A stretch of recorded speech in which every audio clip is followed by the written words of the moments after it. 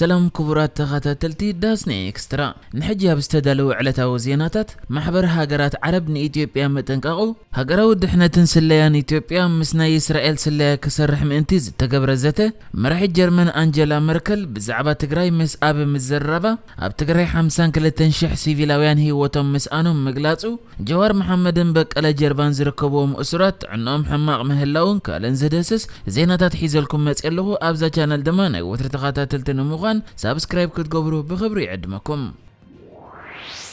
محبر هاجرات عرب نتيام مونغو السودان إثيوبيان قبص انزلو ناي قدب حداسة زي مسم عمل كيتوني إثيوبيا تنكيغو اتو دباوتيو ابزلو مغلصي محبر هاجرات عرب اب قداي قدب حداسة نمسلات سودان قبص ان كم زدقف دحر محبر إثيوبيا نز قداي رتعويكم دما ميزاناو بزخون اقباب كتريو كم زلوايو اتنكيغو زلا وانا صحافي اتناي هاجرات عرب ودب زخوني احمد ابو القيط ابزهابو مغلصي اتو ودب نتي بحبرة افريقيا قداي قدب حداسة نمفتح زقبر زلو صعرتات دحر مسجان عموداتو اخا قبو مسلات قبص سودان زو حاسس مع كركب دليت ودبو كم زخونه يحبيرو نسو وسيهو إثيوبيا بزو قداي ميزاناو زخونه اقباب تتقيمه مسلات سودان قبصن كم زو حاسو خدقبر اللوا محبر هاجرات عرب كأن مسلات قبص سودان زدي قف بينا لو دحر مبال إثيوبيا مسلات سودان قبصن كتوحد صويعي زركب كم زفلت هاجر السودان ون ابز حلفك قرب اوان إثيوبيا اب كالاي قص مملا قدب حداسه كيتاتيا اتنقي قنيرا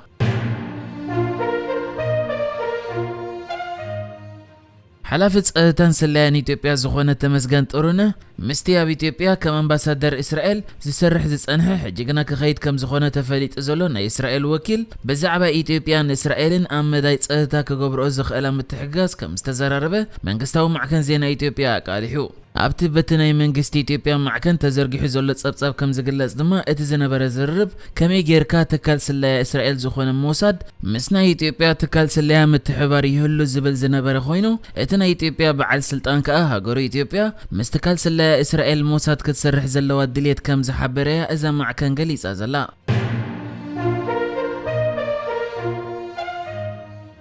مرحيت هاجر الجرمن زخونت أنجيلا ميركل مس قدمي مينستر إثيوبيا دكتور أبي أحمد بزعبتي اب تግራይ ዘሎ ኩነታት ከም ዝተዘረረበት ተገሊጹ ከም መግለጺ አፈኛ ፌደራላዊ መንግስት ጀርመን ዝኮነ ስቴቨን ሲፐርት ቻንሰለር ጀርመን ዝኮነት አንጀላ መርከል በመንገድ ቴሌፎን መስ ቀደማይ ሚኒስተር አቢ አሕመድ ከም ዝተዘረረበት ኣብቲቶም ክልተ መራሕቲ ዝገበሮ ዝርብ ከኣ ውሽጣዊ ፖለቲካዊ ኩነታትን ኢትዮጵያ ዞባዊ ህልው ኩነታትን ድሕሪ ምዝታይ መራሒ ጀርመን አንጀላ መርከል ነቲ ኣብ ትግራይ ዘሎ ኩነታት ሰላማዊ ፍታሕ ኣገዳሲ كم زخونة دحر مقلاص بزعبا زلو سبقاو قلولاو دما منقست إثيوبيا نابتكلل سبقاو حاجزات كأتو كفقدكم دما ناس زي شراويان معكنات كأتوا فقات كوهابن كم زلويا نأب أحمد زت تزاربت بوغن منقست إثيوبيا دما بزعبا زي مسمرح الجرمن زت تقبر الزرب أب قداي تقراي زت كورة زته زخونة زت تقلص أكوان تزيله أب أحمد جنب من قد ناي تويتر علا وحسابه غيرو مس چانسلر جرمن أنجيلا ميركل بزعبا زوباو قداياتن كلتا أو زمدنان زلو لبداو حمام كورونا كم تزرربت رايو صحيفو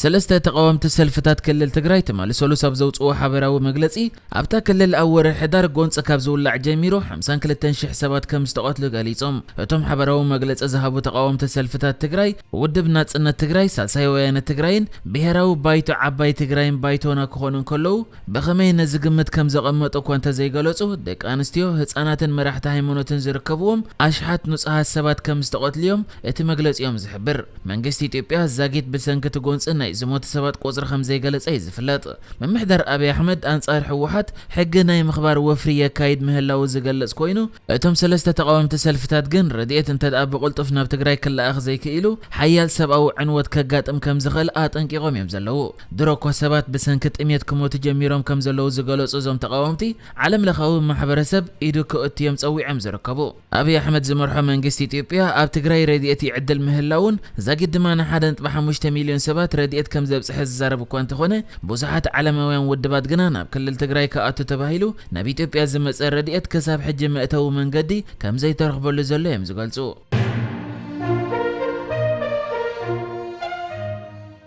ኣብዚ እዋን ኣብ ማእሰርቲ ዝርከቡ ጀዋር መሐመድን በቀለ ገርባን ዝርከቡን ፖለቲከኛታት ኣብ ኣድማ ምሕሳብ መግቢ ከም ዝርከቡ ተፈሊጡ ሓደ ካብ ጠበቆምን ቤተሰብ ፖለቲከኛ ጀዋር መሐመድን ከም ዝሓበርዎ እቶም ፖለቲከኛታት ኣብ ምሕሳብ መግቢ ሻትሻይ መዓልቶም ስለ ዘቁፀሩ ጥዕኖም ኣብ ኣስጋኣይ ኩነታት ከም ዝርከብ ተዘሪቡ ዘሎ ሓፍቲ ጀዋር መሐመድ ዝኾነት ራብያ ስራጅ ክልቲኦም ማለት ጀዋር መሐመድን በቀለ ገርባን ዝርከብዎም እሱራት ፖለቲከኛታት ኣዝዮም ተዳኺሞም ከም ዝረኣየቶም ድሕሪ ምዝራብ ሕጂ ሪአዮም የዝምለስ ዘለኹ ቃልሲ ነካይድ ስለ ዘለና ወላ ሓደ ነገር ኣይንበልዕን ኢሎምኒ ሰብ ከመይሉ ክሳብ ክንዲዚ ግዜ ይጸንሕ ደው ምባል ኣብይዎም የርኤ ደው ኢሎም ሰብ ክዛረቡ ኣይኮለን እዮም ሎመዓልቲ ሻትሻይ መዓልቶም እዩ ኣነ ብዓይነይ ምርኣይ ከቢድኒ በኽየ ገዲፈዮም ወፅየ ክትብል እያ ኩነታቶም ድሕሪ ምግላጽ በዓል ጀዋር ብመስዋእቲ መንእሰይ ዝተረኽበ ዓወት ኣሕሊፍና ኣይንህብን ከም ዝበሉ ወያ ወሲኻ ተዛሪባ ብጀካ ሓፍቶን ጀዋር ካልኦት ጠበቃታት ናይቶም ፖለቲከኛታት እውን ኩነታት ጀዋርን በቀለን ካልኦት መተኣሰርቶምን ሕማቅ ከም ዘሎ በቲ ወሲዶሞ ዘለዉ መግቢ ናይ ምሕሳብ ውሳነ ከዓ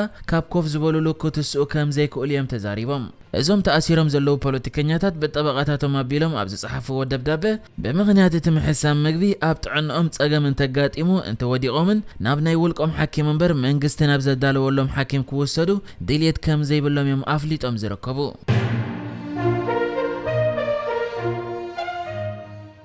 ዲሞክራት ኣባላት ባይቶ ሕብራት መንግስታት ኣሜሪካ ዶናልድ ትራምፕ ኣብ ካፒቶል ንዝተልዓለ ዓመፅ ብውልቆ ተሓታቲ ስለ ዝኾነ ገበነኛ ክበሃል ኣለዎ ክብሉ ፀዊዖም ኣብቲ ሎሚ ብወግዒ ዝጀመረ መስርሕ ቅድሚ ፍርዲ እቲ ፕሬዚደንት ኣሜሪካ ነበር ኣብ ልዕሊ ክሕልዎ ቃል ዝኣተወሉ ቅዋም ዓመፅ ብምልዓል ዝብል ክሲ ዝተዳለወሉ ክኸውን እንከሎ ትራምፕ ድማ ድሕሪ ሕጂ ንዝኾነ መንግስታዊ መዝነት ከይወዳደር እዩ ዝፅውዕ ሰብ ሞያ ሕጊ ትራምፕ ግና እቲ ዲሞክራት ዝጥቀምሉ ዘለዉ ናይ ክሲ ዓንቀጻት ንሕገ መንግስቲ ኣሜሪካ ዝጥሕስ ኢሎም ተቃወሞም እዮም ዘስምዑ ብዕለ 6 ወርሒ 2020 ኣብ ካፒቶል ዓመፅ ክልዓል እንከሎ ኣባላት ኮንግረስ ከዓ ኣብቲ ግዜ ዓወት ጆ ባይደን ከጽድቁ ኣብ ውሽጢ እዮም ተኣኪቦም ነይሮም ቅድሚ እቲ ብዕጥቂ ዝተደገፈ ናዕቢ ትራምፕ በሽሓት ንዝቁፀሩ ደገፍቱ ኣሜሪካ ነድሕን ክብል ኣብ ከባቢ ቤተ መንግስቲ ኣሜሪካ ኣብ ዝነበሮም ምትእኻብ ኣብቲ መረፃ ስለ ዝተዓወትና ክትቃለሱ ኣለኩም ኢሉ ነይሩ ኣብቲ ኣብ ልዕሊ ህንፃ ባይቶ ኣሜሪካ ዝተልዓለ ዓመፅ ከዓ ሓደ ኣባል ፖሊስ ሓዊሱ ምኽንያት ሞት 5 ሰባት ክኸውን እዩ ተራእዩ ዝነበረ